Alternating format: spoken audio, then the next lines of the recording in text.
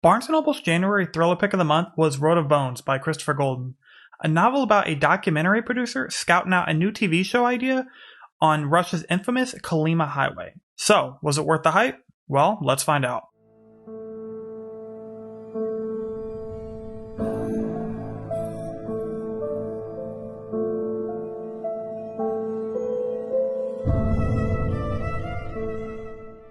Hey, what's up everyone, and welcome back to another book review. Today we're obviously going to be talking about Road of Bones by Christopher Golden. That is my copy there. You can see how thick it is. It's about 200 or so pages, like 220 I think. And so I've been wanting to read this for quite a while. I first heard about it from Christopher Golden's Twitter account. He posted about it, obviously promoting his own book before it came out. And then I went to look for it at Barnes & Noble at first, and then they didn't have it, so I went to a couple independent bookshops, and they didn't have it. It seemed like I could not find it anywhere. And of course, I could have bought it online, but if you've heard me talk about buying books online in like previous videos, you know that's not really something I usually like to do. So yeah, I couldn't find it really anywhere. I eventually did find it actually at Barnes & Noble, obviously, because they made it the thriller pick of the month, which was kind of strange since just a couple weeks before that, they had like no copies on any of my local Barnes & Nobles. But, after they made thriller pick of the month, each Barnes & Noble I went to around here had like 30 or 40 copies, and they were like really like pushing it. They had it on like a separate table with the sign saying, this is our January thriller pick of the month. So I was very excited to actually be able to get it. The only complaint I have is that I wish I could have got a hardcover rather than the paperback. I mean, the cover looks so awesome that I just really wanted a hardcover version of it. I've read one other book by Christopher Golden called Ararat, and I also really enjoyed that. So I wanted to get a hardcover of this because Ararat's also a hardcover, but it is what it is. I'm pretty happy with this regardless. So This book review is going to be a little bit different than my last ones. At the very end, I'm going to talk just briefly about some spoilers, not just to let you guys know about the spoilers, but because I want to give my thoughts on them. And it's not going to take too much time, but just be aware that if you don't want to see those spoilers, then you might want to leave the video at that point. But I'll give you a warning ahead of time. So what is this book actually about? I'm not going to read the synopsis. I have read the synopsis in at least one previous video. If you want me to read the synopsis for future book reviews, leave a comment below just letting me know that you prefer I just read straight off the back of the book and instead of giving you like my own interpretation of it.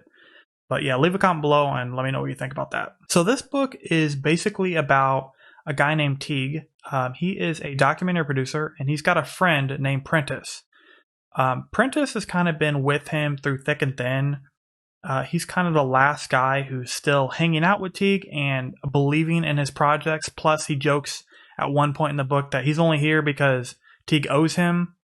But he's following Teague to Siberia in Russia, and they're going specifically to the Kolyma highway, which is also known as the Road of Bones. It's known as the Road of Bones because and I got this fact after I looked it up on Wikipedia after this, but the road is basically paved. Under the road is paved between 100,000 and 1 million people that have died there while building it, and they basically just paved the road right over their bodies, like they made them grave sites. In Siberia, there's a lot of permafrost, and it's pretty difficult to dig, from what I hear. So instead of digging separate graves for everyone that died, they just put them right in the road because they already had to dig that area out. Well, anyway, so Teague and Prentice are here to basically create a TV show similar to what you might find on like the Discovery Channel or History Channel.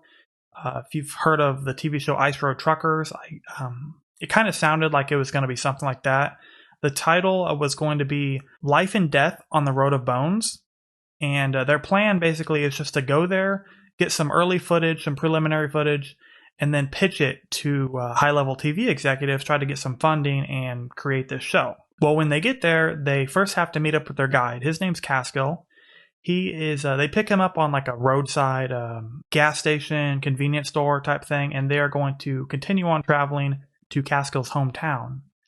Well, if you've read the back, then you know that when they get to the hometown, it is completely abandoned except for one 9-year-old catatonic little girl.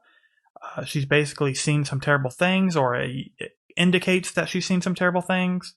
And before they can actually figure out like why the town was abandoned, they're attacked by these animals, wolves specifically, and they're faster and smarter and like more intelligent than any wild animal like should be, or how you would expect a wild animal to act. And that's really all I can tell you without giving away too much. I'll mention some other stuff at the end, but don't watch the spoiler part if you haven't read it. I really think you should read it if this interests you at all.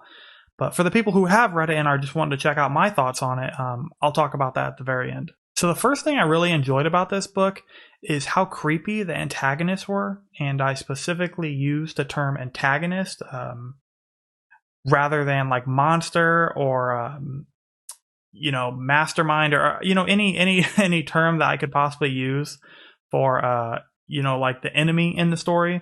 But I use antagonist because I don't want you to think it's a monster, and I don't want you to think it's a person or a group of people. I just want you to explore on your own. But the antagonists are super creepy. This story has a feel around it that is similar to the movie The Ritual, which is based on Adam Neville's book by the same name. I haven't read that book. It's actually on my bookshelf back here. It's on my TBR. I'm going to read it eventually. But I'm just comparing it to the movie at this point. And that movie has a lot of like paganism, animalistic, tribal, forest religion type stuff in it. And if you like that movie and you like that type of scenario and plot, then you'll probably like this. Oh, it's upside down. This. Just be expecting something along those lines, like forest worship, stuff like that. But I will let you explore from there. Just know that this book had one of the creepiest antagonists or group of antagonists in any story I've read for quite a while. And then I also really liked the characters. They were very likable and relatable. They felt like real people. Teague and Prentice really had a great dynamic, and then when Catskill joined in, that was that only added to it. There's a few more characters that I could talk about, but those were the main ones from the start. And at least in my opinion, characters really drive the story. You can have a great plot and you can have a great setting and a great idea, but if you don't have good characters, then it can really dry out a story. I have to have some characters that I want to root for, or if I'm not rooting for them, I at least want them to be believable characters, not just characters that are there because it's part of the story. Christopher Golden also did a really great job with the descriptions in this book. Because they're in Siberia, the weather plays a very important role. There are some books I've read where it's a snowy setting or it's a cold setting, but the author doesn't make you feel like it's dangerous. They might say, oh, the roads are icy and it's snowing out and it's a blizzard, but you don't really feel like they're in real danger. Christopher Golden does a great job of making you feel like, yeah, if they step out and their truck or car breaks down for even like an hour, they could freeze to death very easily because it's -70 outside. There's a huge difference between it being like 20 degrees outside and -70. In fact, just like a month ago, normally in where I live, the coldest it will get is maybe to like 0 degrees, 0 to 15 is usually the coldest in the winter. But I actually had to step outside to go to my mailbox, and I think it was -30 with the wind chill. And that felt like bitter cold. My mailbox is only maybe 100, 200 feet at most away from my apartment.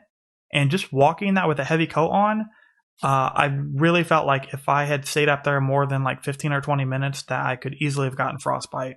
So I'm really glad that Christopher Golden put an emphasis on how dangerous the cold and the weather was. The ending was also pretty great, and I wasn't really expecting it. It's very hard for an author to hide an ending from you until the very last page. So I did figure out kind of how it was going to go within the last 20 to 50 pages of this book. So like 75 to 90%. I started figuring it out. I could tell where he was heading with it.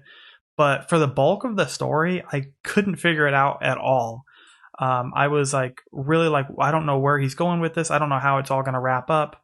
But once it started getting close to the end, I did start figuring it out. But I like a story that can keep me guessing, at least for a while. I don't want to be able to guess how it ends from the very first page. There's only one thing that I could actually think of where I didn't enjoy this book, and this isn't really a con, but it doesn't wrap up completely. There are a lot of unanswered questions that I wish he would have went more in depth in. I would have liked to know some more about it. And I'm going to talk about this in a spoiler review, so if you have read the book, then I'll talk about that soon. But if you haven't read the book and you do read it, feel free to come back here and I'll tell you my thoughts, at the end on what particularly I didn't enjoy at the end. So, but just know that if you need a book to wrap up completely, like, with a bow on it and everything, like a present with a bow, then this isn't really going to be, you're probably not going to enjoy the ending. If it's okay, if there's some unanswered questions, then you'll be okay with it. I was fine with it. Like I said, this isn't really a con. This is the only thing I could really think of that I didn't like about it.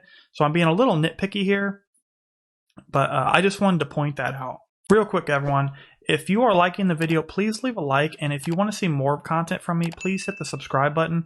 Also, let me know your thoughts on this book and whether you plan to read it. Leave a comment below. All right, everyone, if you have already read this book, I'm going to start talking about some spoilers. But if you haven't read it, I encourage you to leave.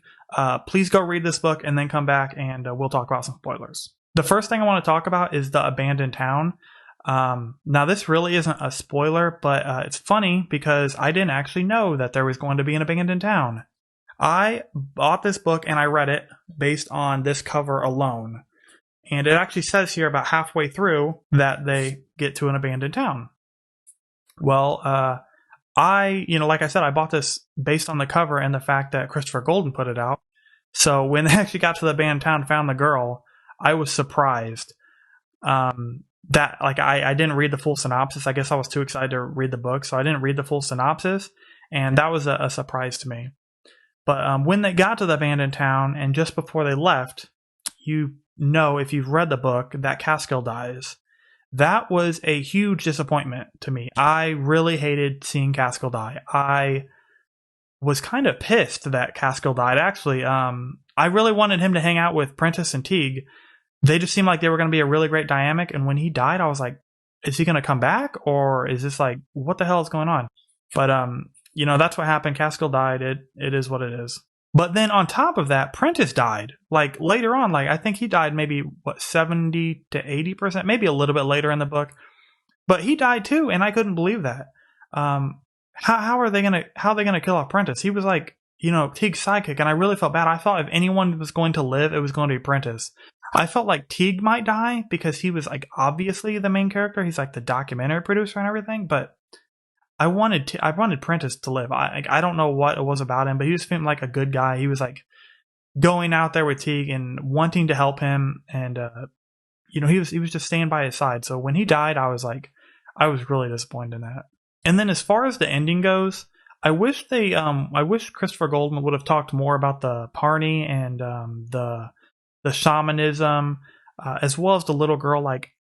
Maybe I missed it, but I didn't hear him talk anything at all about what was in the little girl. I don't want to use a Christian terminology like demon or devil or anything, but what kind of evil was in the little girl, and what would have happened if they would have let it escape? And has this happened before? Is this a thing that regularly happens? I don't know how he would have talked about that, but if he talked about it more, I would have been more satisfied with the ending. That's the one thing I thought he didn't wrap up very well.